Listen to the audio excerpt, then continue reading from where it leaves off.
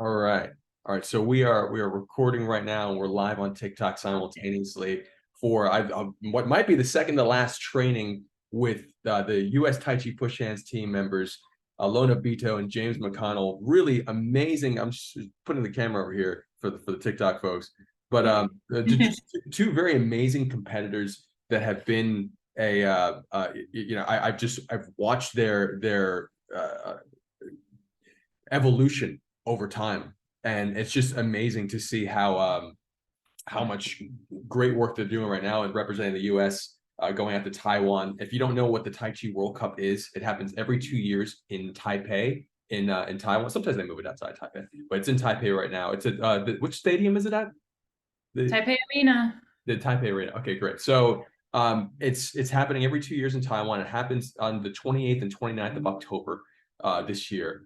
And James and Alona are leading the U.S. Tai Chi Push Hands team, and it's going to be so amazing. If you haven't seen their work, you can check out. I have a lot of good stuff of them on my channel. Alona Bito and James McConnell, some really great push hands competition stuff that they've done and training that they've done. And so they're very generous with their with being open to sharing their training. It's actually a huge deal. This is how we're evolving the art of Tai Chi push hands, the sport of Tai Chi push hands. Because as Alona and I were just talking about, it takes anyone can compete in Tai Chi push hands, but to drill, meaning to play at a really high level, you can compete. You don't need to be on a high level. You can get points. So you don't necessarily need to be on a high level, but to actually win at the highest level, you actually need to be able to drill. You need to have partners to drill with. And that means that those partners need to have some level of experience and understanding of what to do and not to do to allow you to get these drills in, to get them to work and to make sure that they're truly repeatable. There's a lot of times in Tai Chi or in other martial arts where someone might say, oh, this doesn't work or that doesn't work. And their ego is pushing against the drill. And so therefore you can't actually get the drill off. And it's really hard to do Tai Chi push hands drills with people who are not, quite honestly, on the U.S. team or want to compete at that level. So if someone's just a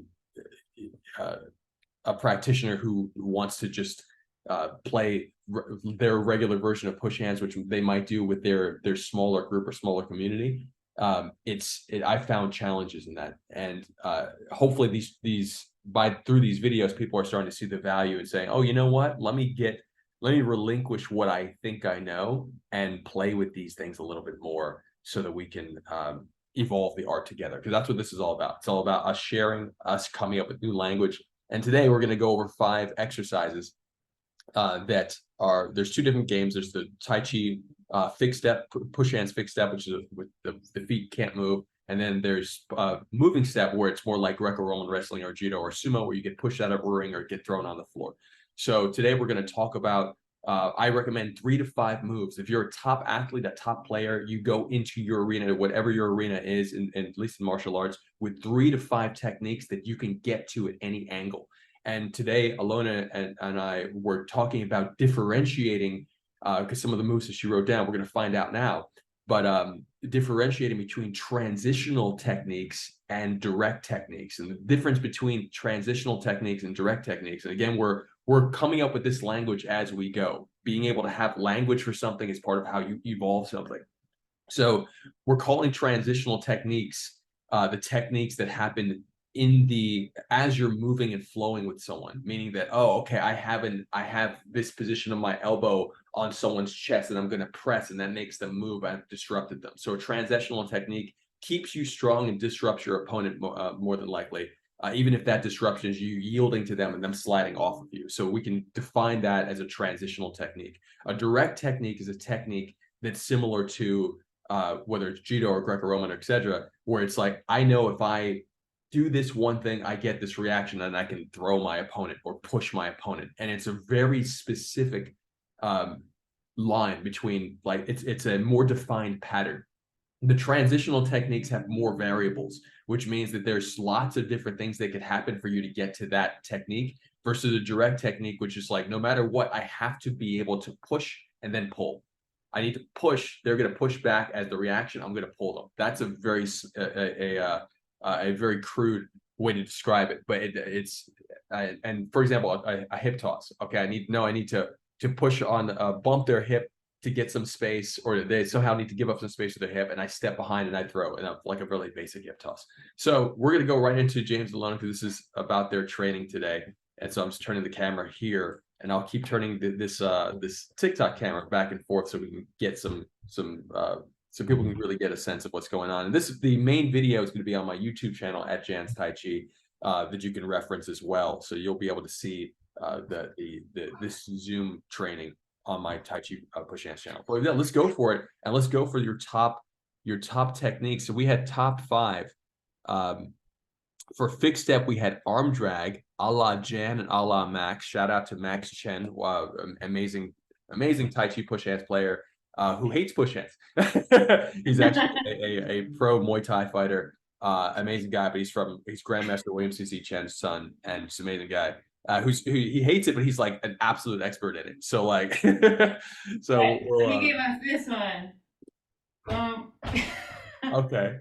Very direct. Impression of Max? Huh? Was that an impression of Max? No. Yeah, actually. But no, this is his move. This is his arm drag that we drilled with him last week.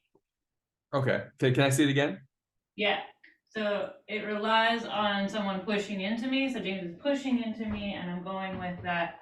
So instead of doing the flick, I'm taking the front hand down. Okay. Instead of getting the underhook, I'm using the wrist control on the front hand. So there's kind of a flick. I like that. I like that. Me too. And you know what's funny? I teach like a 6th grade class, and one of the girls figured this out on her own, and I was like, "Hey, that looks really good." And then the next week, Max showed it. You teach a 6th grade class in push hands? Yeah, it's amazing. That's amazing. I didn't know that was going on. Yeah. This is my 2nd year doing it, and I've got a club. They love it. It's so cool. So hold on, you have a Tai Chi push hands club for 6th graders?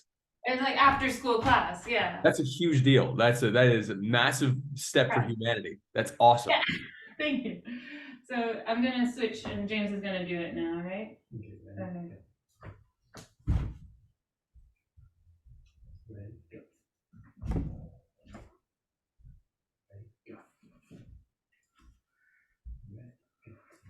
So it's actually a totally separate technique from. So if we have this starting position, we're no longer really doing the flick. We're doing the jab, like your dad teaches. The entry of the underhook. Yeah. And taking an arm drag from there, either that way. This is what I mean by like when I wrote arm drag, I'm like, okay, it's actually, to me, it's like this way, that way, or this way. Sure. So it's like 4 different techniques.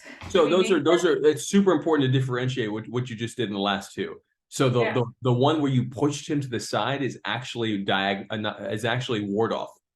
Right. So like, and that's what Yume Chen Chen's sister, like pretty much the top female who's played from Taiwan.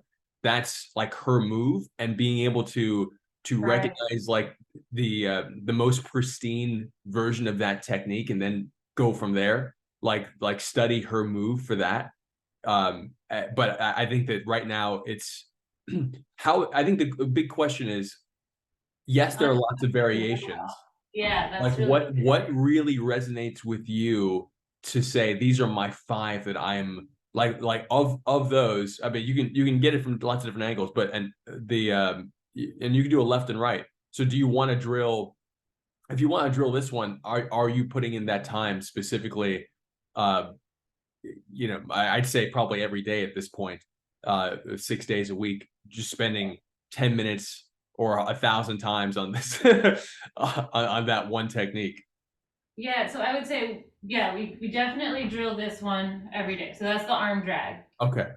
But then I also, kind of the way we do it, we go more live, and then, if it's not going this way, then can it go the other way? If it's not going that way, I get a little push back, then it can go into the crank, pouring the tea. So it when you say okay, so let's take a step back. So you're saying you're so you're practicing variations, right? And so I think that one of the challenges with variations, especially if you've integrated a set of moves and you have, because what you have is time, it's time under tension. We're still talking about that. So time under tension, first of all, I think you're going to do amazing, period. So I want to start off with that, but and Oh no, yeah. the thing that you're going for is how quick can you fire and set something up. So if you start thinking about all the variations, that's awesome, but the variations are starting to become trends from this using our language from earlier. They're starting to become transitional moves rather than so they're coming in the evolution of rather than you going directly to.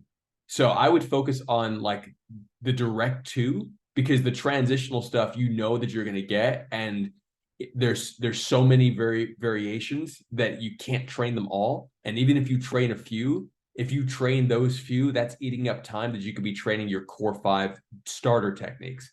So I think that your starter techniques are going to be so strong, and they should be so strong to set up to define the mentality of your opponent.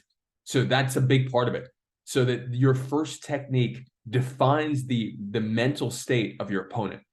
So therefore, the transitional variables that you're dealing with after you do that, your defining technique is going to, they're directly affected. So in other words, if your opponent's on a 10, and then you lower them to an 8, and so they're slightly demoralized because of how clear and clean your starting techniques are, then what you're dealing with after that is going to be at a lower level in my experience. So if you can define more clearly your starting techniques and focus on those so that those are like bulletproof, or at least you feel bulletproof with them, then the transitional techniques, you can always spend more time on that. And it's great to have a chain and a combination. That's awesome. That's super, super important as well. But given that you have limited time, and you were saying that you like to collect, your desire is to collect lots of different moves. I know exactly what you're talking about. I felt the same way, but the discipline of saying I'm doing these 3 to 5 over and over, and like once I get that time in, then I'll play with maybe one combination. That makes sense. So we're sticking with the clean. There's the jab and the arm drag, right? So well, and you have Max's version too, which I really like that. It's different and it's cool. And if you do both of those, I would consider those 2 different techniques, because they're two different ways. They're literally 2 different ways of approaching it. It's awesome. Yeah, it's a very different starting position. So if he's pushing, I go for that. And then the setup for the arm drag is to clarify, you gave us this intro of you push in so that the elbow goes out. Yeah, and you're pushing in on a rhythm. So you have the hand on the elbow, and you gently, yeah, exactly. And you're testing the subconscious. So it's super important to differentiate between the way a judo player would set up and this works too. The judo players do this really well, but they'll do big waves. They'll go wave, wave, and then move. So that's a conscious, like they're consciously engaging the other person.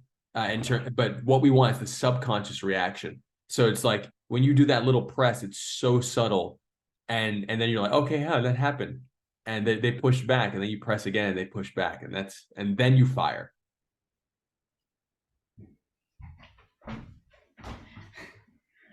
Exaggerating a little bit. Yeah, the exaggeration is and some people might like that, and that might work for them. I'm just giving you based on our previous way of training it.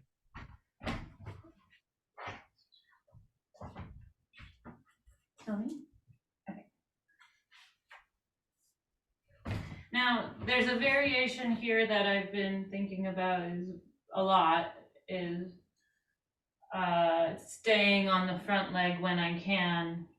So I'm gonna just refining this technique a little bit to make a decision of the ideal is to do it off the front leg instead of going onto the back leg. Off the Of front. course, Can you I do it can one go more on time? to the back leg if I need to. This is kind of my old way of doing it. Okay. But if I can stay on the front leg, I have the advantage. Sure. Those are decisions made on the spot.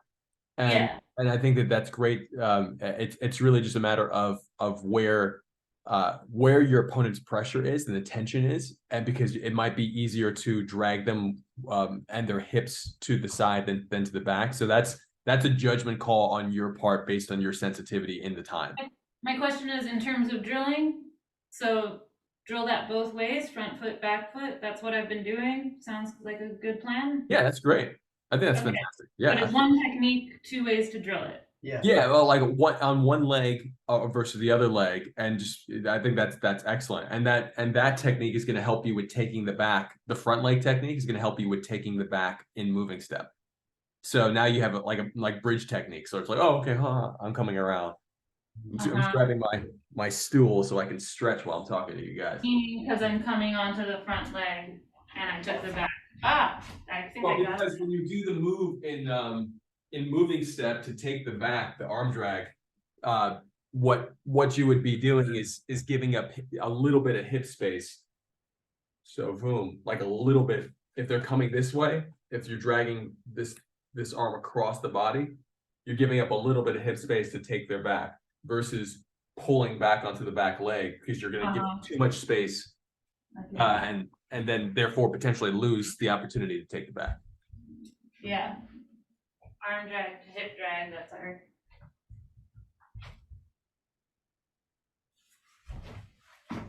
Kind of like that.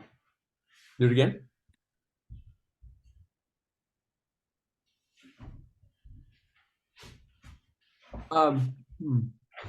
Yeah, there's you can step.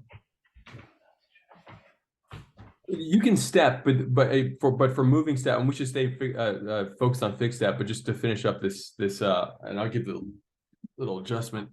So if you're arm dragging to take the back, you were stepping across. You don't necessarily need to do this step across, and I think it would be if you can drag to get them to turn their body on this angle. And then as you drag, step the outside leg around. And then the other leg is going to spin and potentially pull them if you're going into that type of technique. And so that means that if you were, and that's not saying you can't do the step across. What I'm saying is that it might be more valuable in a moment to do either a stutter step or do the same. Yep, so that back leg just swings around. And so that, yeah. Cool. Oh, I did the step across because that's another one I'm working on. That's the exact reason why the step across might be challenging, because you might crack into their leg as you're cutting them across you. Yeah.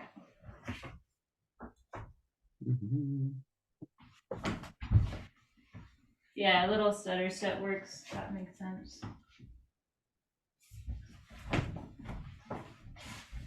So let's go back to fixed step, and Okay, so we have your fixed arm drag. We have two different arm drags for you, and we have next on the list you have your brush knee push, and so right to my join. thought on that was, okay, I've been playing a guy who has a lot of. Give you 1 second, please let them know. Okay. I'll definitely you can join at the end. I want to make sure that we're getting. They have a tournament coming up, so I want to make sure that we're getting their training in. So please save some questions, and we'll come in and let's see. Actually, someone may have a question for you guys. So let's see here.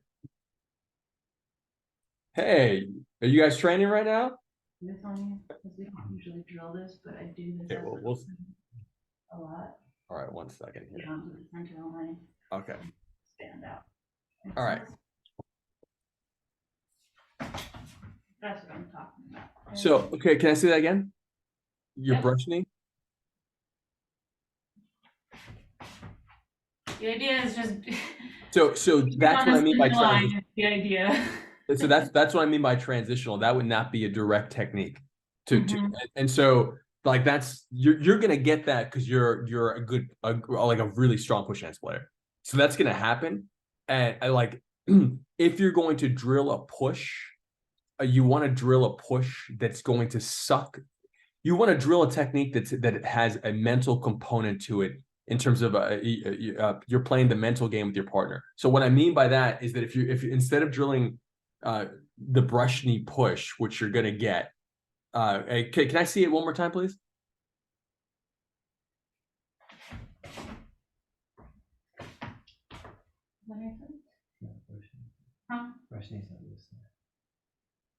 So let me ask you a question before we go into this, because like that this is it's what I sense, but I want to make sure I'm reading this right.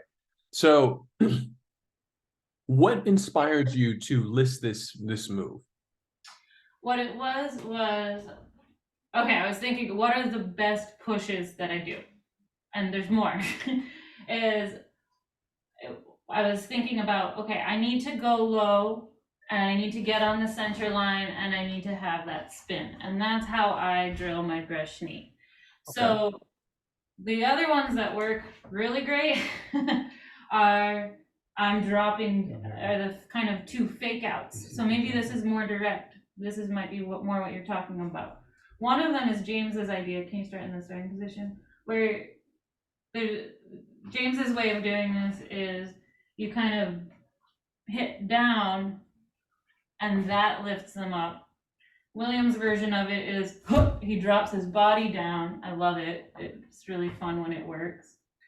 And then Max's fake out, which is really fun, that I like, is you go one way, then go the other way. Oh, I like that a lot. It's I like fun. that a lot. Yeah. So this is me like, how do you pick just one push? These are like, what's the most direct, right? I just want to go back to for like Max's version. I really like. I've never drilled that. I really like it. Grandmaster Chen's version and James's version are actually like they're almost the same version, except it's Grandmaster Chen has his way of teaching, and that kind of the sounds he uses in his teaching methods are coming across in the way that he's doing it. That being said, I'm going back to the reason you chose brush knee. Have you executed that brush knee technique in fixed step push hands from a firing position before? I mean, James is saying maybe I'm not calling it the right thing. So, I mean, because really what it is like I've got an underhook here, like the redirection I'm talking about. So I'm getting on the inside of one arm so that I've got the torso lined up so that I can then uproot and turn. Yeah, normally brush knee would be here, but she's just saying, she's calling this, it's just a push, but let's not call it brush knee. This is her favorite push. Yeah, and this is like, for me, this is training because for a long time I would push up here all the time and it's not working on my larger partners. And you know, your dad was also like, hey, go for the center line more and drop the elbow like this. So, right? That's been really helpful. I'm trying to just get everything in all at once. Sorry. So I think that I think my the center line and going lower. The reason I was concerned when I saw brush knee is because it's I think there's sometimes where we might take a technique, and I'm really explaining this for everybody that's watching too, is that because I've felt, so this is not necessarily what you're doing, but there are times where people might take a push hands technique or Tai Chi technique and then say, hey, you know what, I'm going to do this live because I've gotten it off before. But it's not necessarily the same type of repeatable. It's transitional. Therefore, like, it's not the kind of thing you can just keep investing in that one moment. And because of the fact that you're had the one moment that you're starting with is this moment here.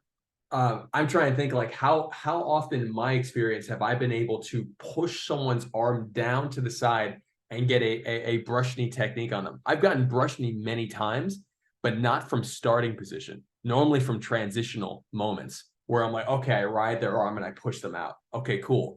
But in terms of starting, the variable of the person actually having their wrist connected to your wrist, they have direct desires and wants from there. So meaning that where they're going to go, you can read, and very rarely are they going to want to go out here.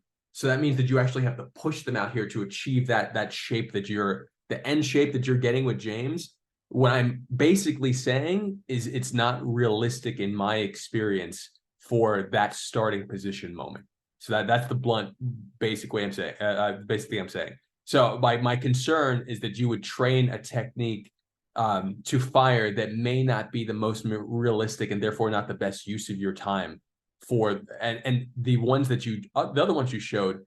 Yeah. I definitively think you're going to go, whether it's Max's or James and Grandmaster Chen's, like the value of dropping the hip, meaning here. So that value of dropping the hip on go is that, or like literally on go, is that you're immediately causing a mental reaction, a physical reaction and a mental reaction of the opponent. So there's a lot of stuff that happens between go here and then what the opponent's feeling.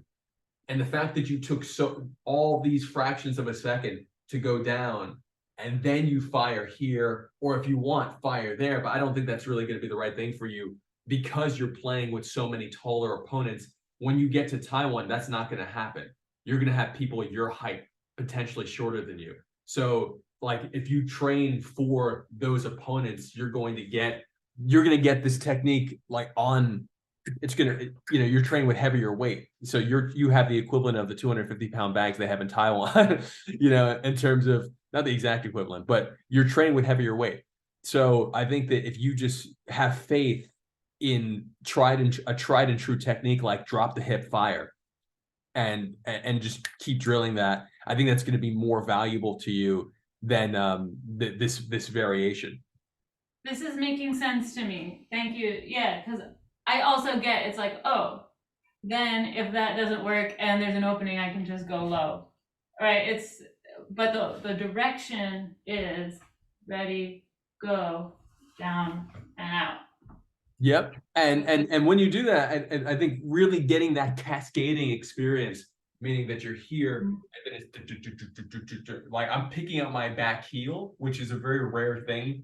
Yeah. But like I'm picking it up and I'm launching everything forward, then I'm sucking myself back into the stance. So you boom and come back in. Yeah, just to ground yourself. That one wasn't as fun. Ready, go. Nice. Okay. And remember, drilling this in the same way that we did, I think in one of our earlier sessions, with having someone run in and press you up is also really helpful if you want to do a variation for your strength this week before you go. That's going to be helpful at just working the muscles and working the ability to take the pressure on and then launch it back. Remember yours where you would jab down and go? Try that. So, jab down. You do it really light like this. You did like 1, 5. Sorry, but that's what it makes sense. Like, yeah, it causes this distraction. You're pushing down on my arm, and then you go up. Right. So just when he pushes down on my arm, it makes me want to. So I would suggest a shift in language on the push down. Yeah. That think of it as sticking and dropping your hips and causing, because if you're if you stick and drop the hips, the weight of the hips drags into the palms and therefore drags into the opponent's shoulders, and then you get that reaction. Yep. Yeah. So something else that we've been benefiting from recently is when you said turn all the way around, get 270 degrees. So like for the arm drags, where you can see like Nacho's footage and where he finishes all the way in this position. Yeah. So we've been getting a lot more mileage out of that extra spin.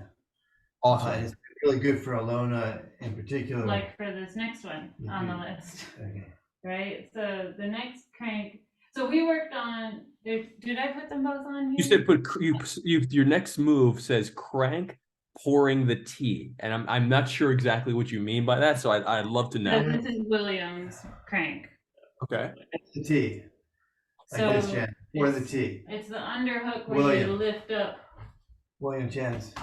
under the shoulder blade, and that Yeah. elbow comes up to pour that way. So we're working on getting that 270-degree action on that. So, and with that load up that we were talking about, so I'm going through the shoulders, and then So okay, so that is essentially the same crank we've done in the past.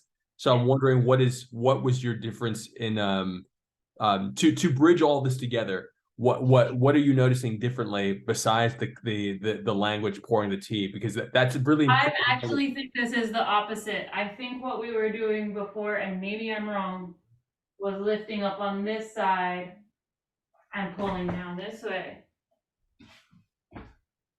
So I'm thinking of going So that way, or this way, or they're the same move in different directions. they're the same move in different directions because the pull down, there's a Negong exercise that I think we did before, and Yeah. it's in the Negong exercise as well. So meaning that this cranking exercise where you're dumping the barrel, this hand is the pull down hand. There's actually a sense of pulling down here, and then inhaling up, exhale. So with the pulling down hand, you have the pouring the tea hand. So this line is cutting through my shoulder line and my opponent's shoulder line. My opponent's shoulder line, I'm pushing one shoulder through the neck to the other shoulder, and the drilling or the spiraling as if I'm pouring the tea. So that's definitively happening here, and it happens on both sides. So it's just important to make that connection, because a lot of times you'll see people think that the crank is pulling an arm down or pulling the shoulder blade down. It's actually the combination of both to get the body to twist. And so just an important note, because you can do it from the front leg. You can do it standing up cranking. You can do it dropping down cranking on the front leg. You can do it dropping back on the back leg. You can do it going up on the back leg. There's all these different ways to pump, to pump and to fake the pump. So they are the same thing. So I'm saying that so that you can tie it all together in your head, so that it feels like one technique in the mind, and then you can play the variations. Because that is really helpful, because I feel really comfortable on this one. This is home for me. And I feel a little less comfortable, to be perfectly honest, going this way. Of course, this will a little bit harder, but I'm working on this, being able to pivot there too. Is this okay? This is something we've been working on too, to get this 270 degrees, is pivoting the front toes and the back heel. Ending in this position has been That's super Taiwan. Like in Taiwan, they do a lot of their techniques with heel toe pivoting. Yeah. So that's something I'm always cautious with. I do it sometimes, and I'm very cautious because of the grinding of the knee. And so I've always been cautious with that, and potentially to a fault. So in previous years, in the last few years, I've been a little bit more open to saying, okay, let me check out where I feel the safest doing a heel toe pivot. So that's a personal thing. So answer is, like, obviously the Taiwanese are really the top team. So I look to them to like make adjustments in my stuff and our stuff as a whole. But also knowing that we have our own style that is also effective against their style. So but the pivots it's a big deal for them, and it also works really well when you're transitioning to other martial arts like Brazilian Jiu-Jitsu, for example, because like you're going to do that heel toe pivot to take someone down and lay on top, exactly, to transition onto like the mount or side control. So just going back to your crank, that the lifting of the tricep, the big inflation of the lift of the tricep that you guys got going on, that's awesome. And I feel like a hook punch. Like Grandmaster Chen's, very, very similar, very, very similar. And so okay, so is there anything that you want to work on, or thoughts you had on the crank outside of what we just talked about? Because I want to go down this whole list. Yeah, we could keep going. That was a good review of all the components of it. Yeah, that Negong exercise is really helpful. I really highly recommend I that like it. exercise. Thank you for that. So, And- and then you have the shoulder blast and shoulder. Okay, I've been getting a lot of mileage after out of this one that we were working on, where you sorry, words. The shoulder Nudge blast, the shoulder, father's wind favorite up technique. the back foot, and punch through. You punch down. Yep. Sorry, I had a bad angle to show this. I'll show it from No, it's great. So we're in the clinch, nudge, nudge, nudge, punch down. Sure. So one thing with the punch is for remember we always talk about like training 100%, and if you get 70 and so you train a technique at 100% level, but if you get 70%, you'll be fine in competition. So with punching here, so you roll, open up the back leg, punch. Think about the punch to the back corner in a similar way. The 270 degrees concept. So like punch to that back corner. Yeah. And the more you do it, the deeper you want your experience to go in terms of your mind, like really feeling the opponent's body, so that you can make adjustments during like mid technique, meaning that there are some times where you might feel like, okay, their hip is tighter as you're pulling. Oh, their hip is tighter. Okay, their knee is tighter. Oh, their shoulder's tighter. And then you make slight adjustments in you're just listening enough that you can make slight adjustments in your posture as you whip across, because that'll put more spin on the ball. So you're putting more spin on your opponent to actually like get them to launch more. So that's just a note of your own, of how deep you go. Just like keep drilling it so that you keep going deeper and deeper, and start having that experience of like, okay, I can feel where their weight is as I'm lifting them, because every opponent's going to be different. Yeah. Do you want to try this one too? Okay. Is this? I'm not sure my list is the same as James, so. From the clinch. This one's the one where you trap that. Yeah.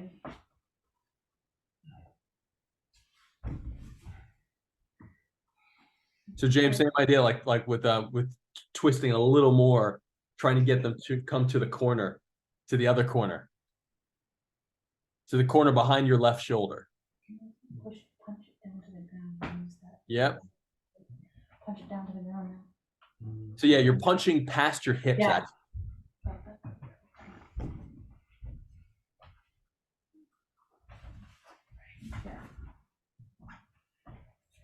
So James, to get more spin for yourself, think about when you're here. So I'm my opponent's over here behind me. Mm-hmm. Just see me turn the camera. I'm going to punch past my hip. Punch. I'm punching to the ground, but the ground's past my hip. So, okay. And that will just give you more spin. Yes.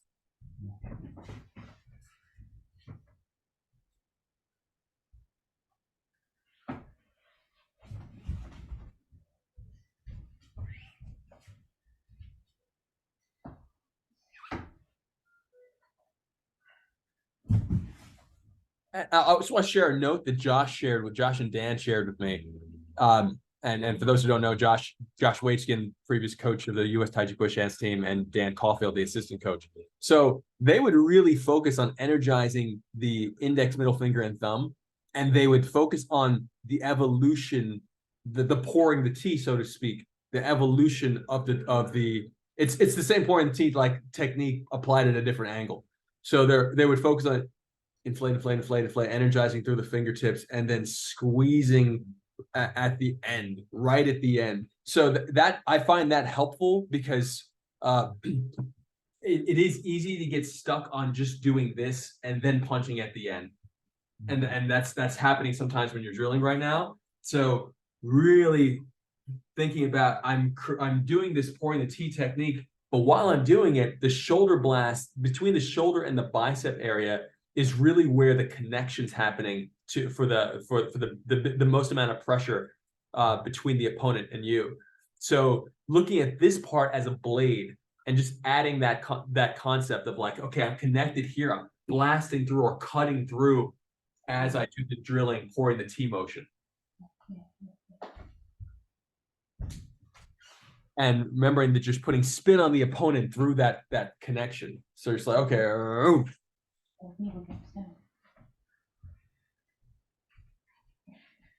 I do it? I'll show you the difference that I think I'm seeing. So I think seeing this difference is that you're hooking with that, which works, but we're trying with this down punch idea. That angle is more painful. But we discovered that it's more. Up here from the strain. Yeah. Okay, sorry. Do you want me to do it again? No. Okay. No, punch down.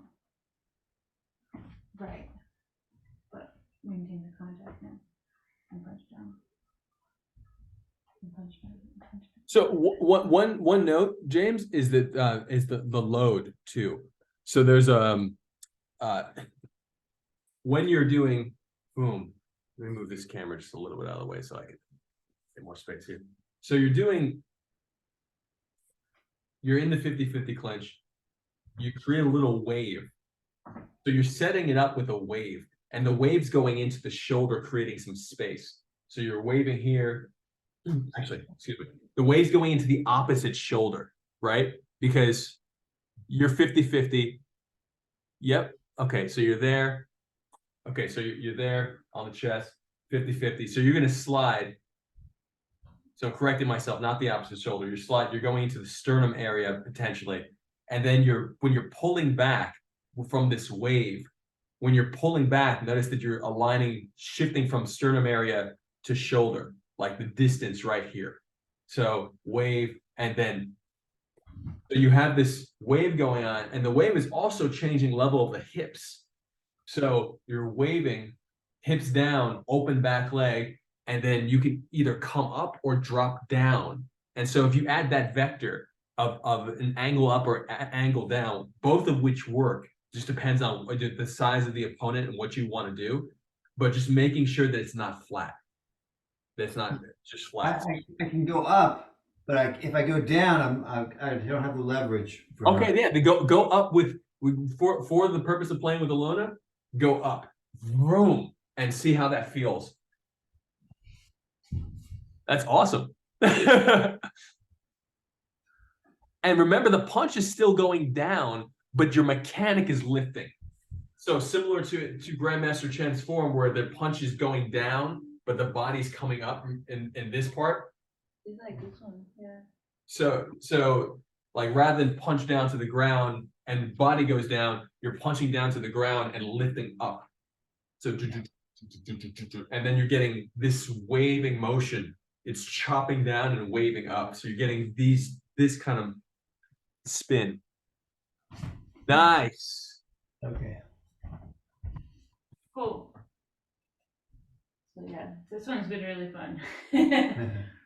Yeah. My old way was hug it in like a judo player. Oh yeah. And just turn. Yeah, that's like, I think that's the difference between the finesse version and like the harder versions. And that's not to say that, like, again, I want everyone to know we have so much respect for judo. We really do. Tons of respect. We train with Oishi in Tribeca in New York, judo Olympian, multi-time judo Olympian. Amazing guy. We brought a lot of techniques we're doing in here from judo too. So please know we have lots of respect for judo. In case I need it. The difference is I have the chest connection. Yeah, that makes sense. That's really sticky. All right. And so can I go on to the next one? Yeah, you said the next one is shoulder attack. So I didn't understand what you meant by that. Oh, sorry. I thought that's what we decided to call the idea was from the underhook. So this would be from the clinch. This one. And then fully extending has been working pretty well for me, right? So you're going under the shoulder, under the armpit, and around. We were working on this actually from a defensive point of view for one session, where yes, review that drill that we did, because I haven't been doing that one as much. But we were going from, but now I'm working on actually executing the full attack, and it seems to be going pretty well. So just to be clear, it sounds like you're talking about the shoulder attack technique where you hook uppercut the arm on the elbow line, go across someone's body, and then they try to release, and you turn it into the structural lock, and that combination we talked about. That's really great for moving step. Are you talking about that, but in fixed step? Yes. So in fixed step, it wouldn't go into the lock. It would Yes. just from here extend. So Maybe not extend, not the right word, but what I'm getting is I'm getting a lock here because I've got yeah. well, I don't see a lock there, so I'm trying to understand what you're experiencing right now. That way she'd have a lock. So James, can you energize your finger while she's doing that? Okay. Energize your fingers and bend your elbow while that's happening. I'm just what I'm saying here is that my concern with this technique applied to fixed step is that it's presupposing the way you're doing it right now is presupposing a lower level of player. Like James's hand right now, he's giving you opportunity to play, and this is what I mean by like what I was saying earlier at the beginning that when drilling, we want to make sure that there's a certain level that you guys are preparing for. So at the World Cup level, you're not going to have an opponent who is going to not energize their fingertips when they feel something like that. So James's arm stayed static. He gave you an opportunity to drill something that felt like a move that has a lock and pressure on it, which it does if the opponent doesn't make certain decisions. But your opponents in Taiwan are definitively going to make a decision, which from my experience and from what I've seen from other players of other weight classes, is essentially going to make this a technique that won't be executable under the pressure of competition. It'll be executable in moving step because you actually have the ability to. The drill that we did was actually with lead leg against lead leg. So in other words, my right leg is against the opponent's left leg. So rather than it, and it wasn't necessarily like the 50-50 clinch. So it wasn't coming from the fixed step posture. And if you were in that fixed step posture, if you could switch 1 second, keep your arm where it is though, Alona, and switch your legs. Not James, but just Alona. So yeah, if you keep your arm where it is, and then you switch, Alona, retract your legs or switch your stance, either one, meaning either you break and keep that hook. Now you're gonna have. So what I mean is this: if you have, find my right leg forward, the opponent's their right leg forward, and I have the position coming here. What I'm going to do is I'm either going to switch stance and fire that, or I'm going to step back and fire that, because that's the only way I'll actually get the full leverage. So because you're not switching stances in fixed step, you're not going to be able to get the full leverage of that moment. And more than likely, you might lock yourself up if you attempt to go to that technique here. So because if you have under here, there's a lot you can do. But we should that's I don't think that's stuff that we should focus on this close to the tournament, because there's concepts we haven't played with densely together that are the variations of that of there. But I think that if you want to, what is another technique? First of all, do you feel comfortable relinquishing this as one of your top 5 and picking something else that might be a more direct technique? And are you looking for well, we brought up that the point that I don't have, or you were discussing the ward off technique, that's a key for yeah, I want to be super honest with ward off. I'm not great at ward off. Like it's the one technique I wish I was awesome at, and like it's because it's super magical looking, but I'm not good. It's not good at that technique. One of the ones I get Michael to move with is this. It's like if you were doing a karate chop here, but it's just for fixed step, just that motion like this. Well, I just want to go back 1 second, Alona. It sounds to me that please let me know if I'm correct in this assessment. That technique that you chose, the shoulder technique, falls into a particular category of joint manipulation. Are you seeking a joint manipulation technique to drill? And is there one that you've found specifically in moving in fixed step that you've either come across? No, what I was getting at it was working with Michael that I was able to get his shoulder back and just get his chest up. I wasn't even getting a locked position. I was chest up. It's 'cause Rooting you get a but point? it won't. Press this time. Huh? It's different, Jan. Watch.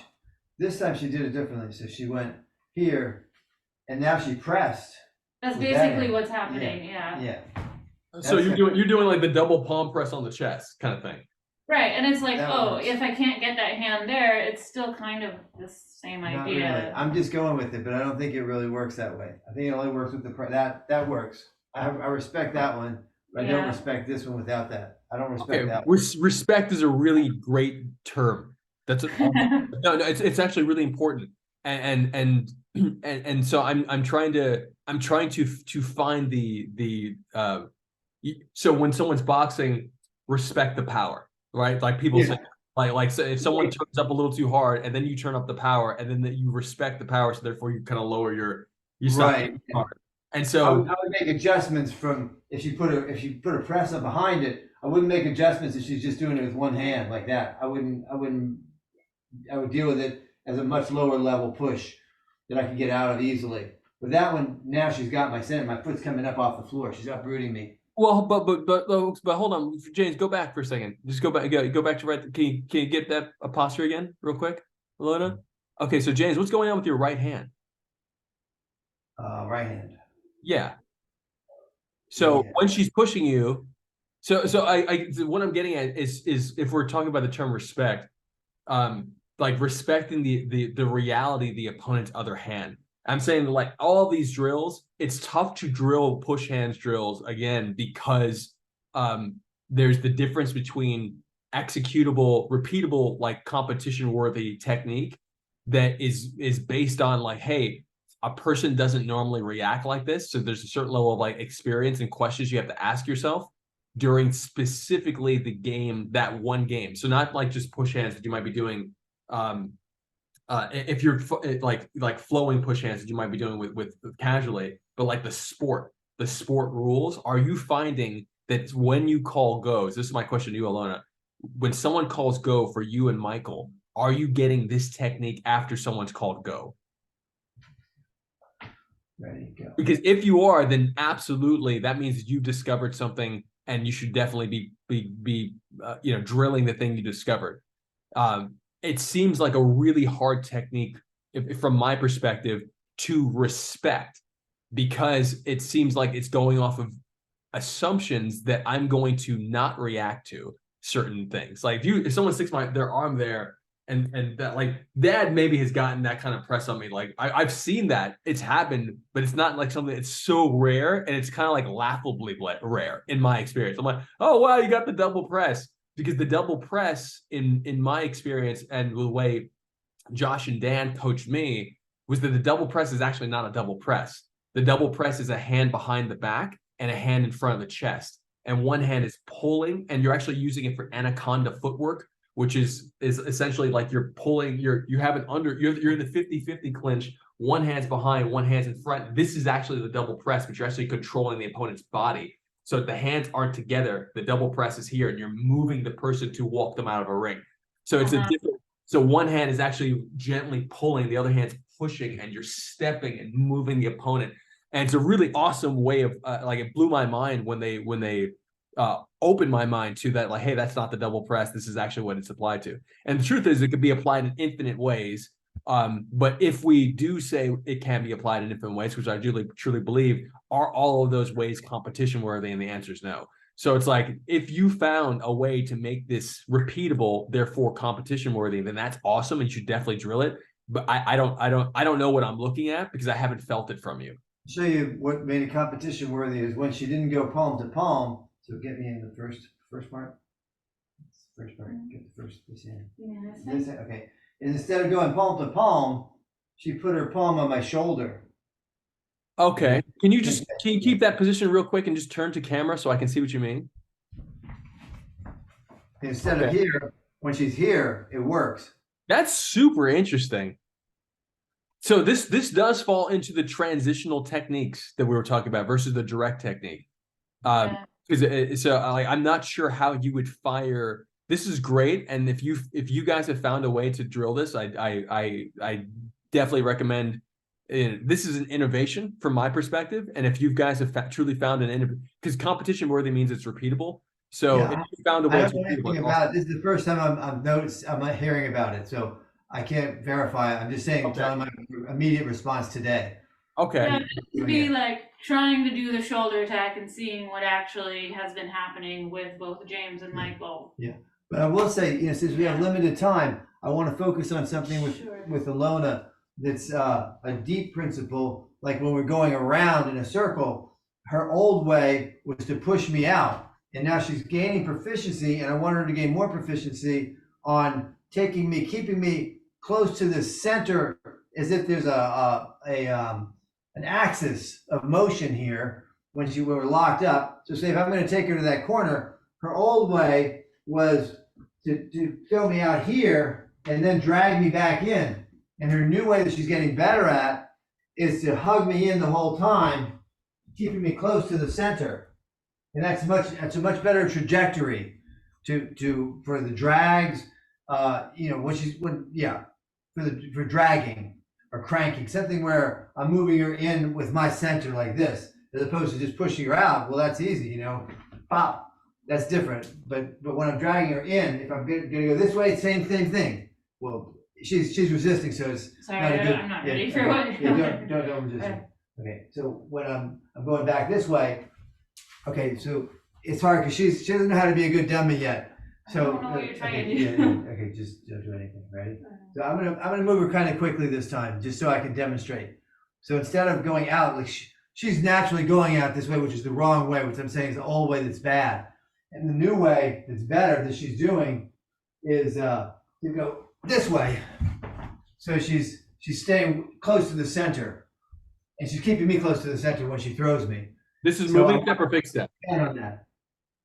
I want to expand on this ability that's improving in her, which is instead of throwing me out here, she's bringing me in here better this way, and I want to continue to improve that. So may I ask you a question? One, are you referring to moving step or fixed step? Fixed step. Okay, so in fixed step, so now you're saying the first example you showed two different.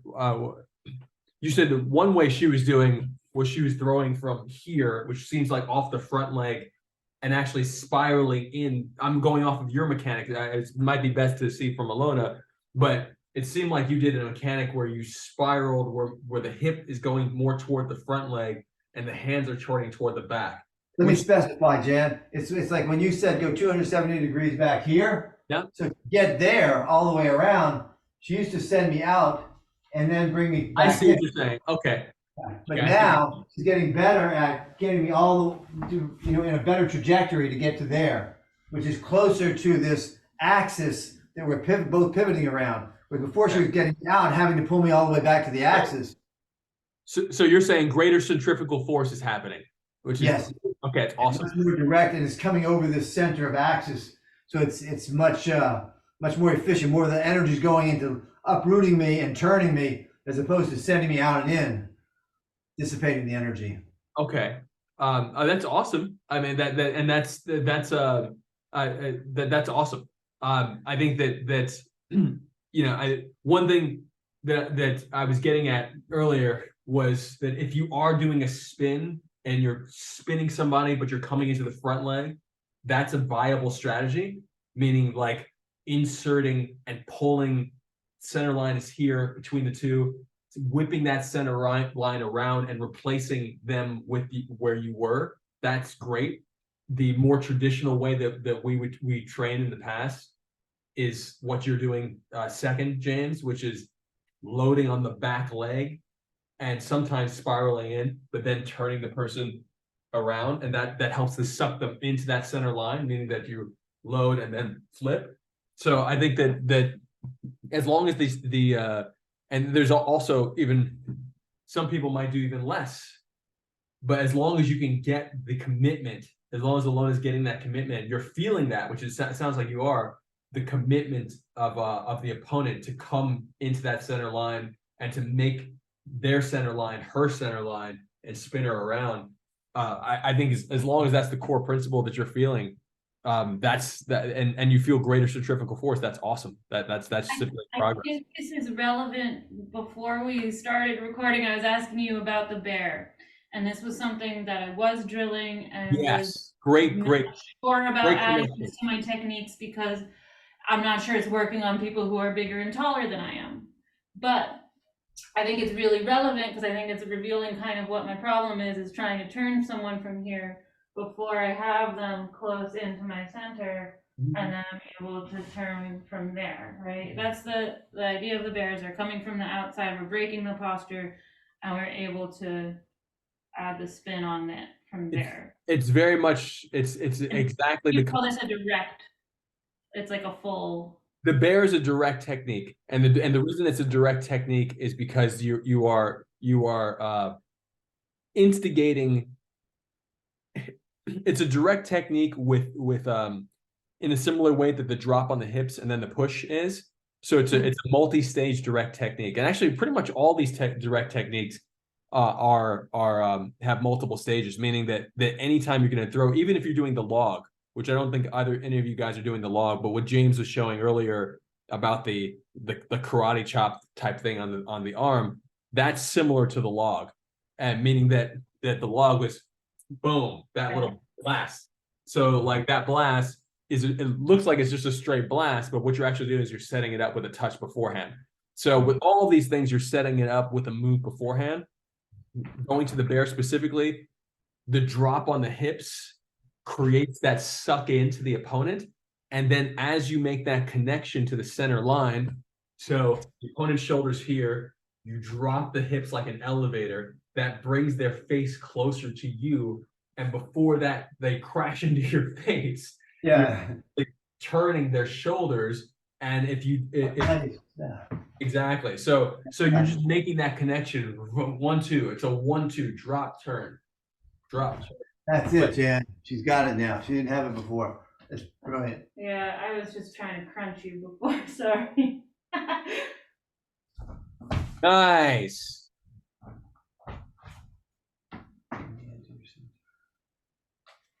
Nice. That was much better. Much better. Yeah. So remember, this is super strategic, this technique. So like, and let's just talk about this for a second, because we may not have talked about this in the past, but the formula for disrupting someone's mind and degrading their sense of demoralizing them, essentially, like there's a formula to it, and or at least there's many formulas, but one of the formulas is do technique, do the same technique, do the technique that works, do the same technique that works again, change the technique, do the technique that works again, switch up something completely new. And if you do that enough times in your first few fires, it's going to just make them feel so unstable, like their internal groundedness is like it's coming apart. You're start to unravel someone's mental game, and even if you did technique opposite of technique again. So in other words, if I do, check this out. What I mean by that is that here we're playing. I'm gently pressing, arm drag, cool. Gently pressing. I'm doing the same thing, making them feel so that the thing that they didn't pick up on first, they might be listening to it more. Boom, I push, and I push on an angle. Okay, now they're like, okay, he's got me in two different ways. arm drag again, you know? And so now they're expecting something else to happen. And then now that they're not sure what to expect to happen. And then you do something completely unexpected like the bear and come back in. Like it's those types of that type of strategy. And all we've done are 3 out of our 3 out of 5 techniques. And maybe my push is not one of my 5 direct techniques. Maybe it was. But right now we only did 3 techniques over the course of those 4 moves. And that's just a formula, strategic formula to walk into a match with. So that's one of the reasons it's so important for you to have this list of 5 so that you can then strategize and say, okay, I know if and you do it enough times that you understand the feeling inside yourself, because it does change how it feels, how you feel to actually have that level of like mental control over an opponent. It's a really great feeling. And so I recommend starting to play with these types of formulas this week and like if you're going up against, whether it's Dad, Michael or Max, etc., like try getting one thing on them and that technique. And you can rewind the video to this point, or I can write it down for you and text you. And this applies to moving step too. It's not easier. It is more clear or more overt, the strategy in fixed step, because the variables are so limited. So therefore it's like much more clear to be able to apply a strategy like this. Nice. I would definitely add the bear to your techniques if you feel like you got it. Okay. It was on the list, and then I had some doubts, and you helped me clarify it and get it back on there. So I was saving a spot for it in case it works. Thanks. Do you guys want to move to moving step, or do you want to save that for another time? We need another session on it. We have to wrap up for today, but thoughts? Do you want to? How's your Sunday? Because we have the mats 1 to 3 tomorrow. So if you could do that first hour, we can then still get. I think that should be fine. So tomorrow 1 to 3. Okay, I'll confirm. Not tomorrow 1 to 3, but like if you want to do an hour tomorrow, like at 1 p.m., that should be. For moving step, it really helps to have the mats for what we're working on. So. Okay. Cool. Okay, great. Excellent. I'll look forward to it. Thank you so much. So wait, can I quick review with you while I've got you? Because I made edits to my list now. So I made it 2 different techniques. So now I have 6 on my list. I've got the jab arm drag. I've got the wrist arm drag. That's what I'm calling Jan arm drag and Max arm drag. Then the push, the drop down push, the crank, shoulder blast, bear. That's what I have on the list now. The drop down push. Okay, yeah, the drop level. Yeah, you're dropping the. Call it drop level push. Yeah, it's really a combo, but sure, yeah. Like I would say drop level because the level is referring to the hips, but whatever you feel is right. Okay, so you have jab arm drag, as you called it. You have the Jan and Max arm drags. Those 2 different ones. You have you replace the brush knee push with the drop. You have the crank. You have the shoulder blast, and then potentially the bear. Right. Okay, that sounds awesome. And just experiment with what's your formula. That's really, I think, like homework wise for fixed step is what is your strategic formula that will the whole point is dominating the mind of the opponent. So if you really think of it that way, like what are the techniques I'm going to start with? And you should be able to be flexible based on the opponent, but you should have certain set combinations that feel right to you. It's like, okay, I know.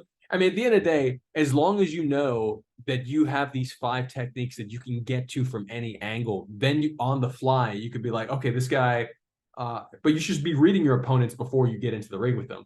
So looking at them, looking at the tension, like scanning their body, seeing where tension is and being like, okay, if there's more tension here in the lower back, I might be able to roll their shoulders forward, like toward that lower back. If there's more tension on the shoulders, then they might be more susceptible to pushing the shoulders over the hips. Someone who's really, really soft in the shoulders if you push them back, they might be really relaxed going back, and just you being able to read that tension beforehand is going to help you start compiling in your mind the variations that'll work with them based on the 5 that you have. Yeah. All right, I'll practice with that homework. Love you guys. So just let But me yeah, know about I'm looking tomorrow. forward to it. Okay, Yes. awesome. You're All right. amazing. Love you guys so much. See you soon. Have a good bear. Yes. Okay. Bye, guys. Bye. Bye.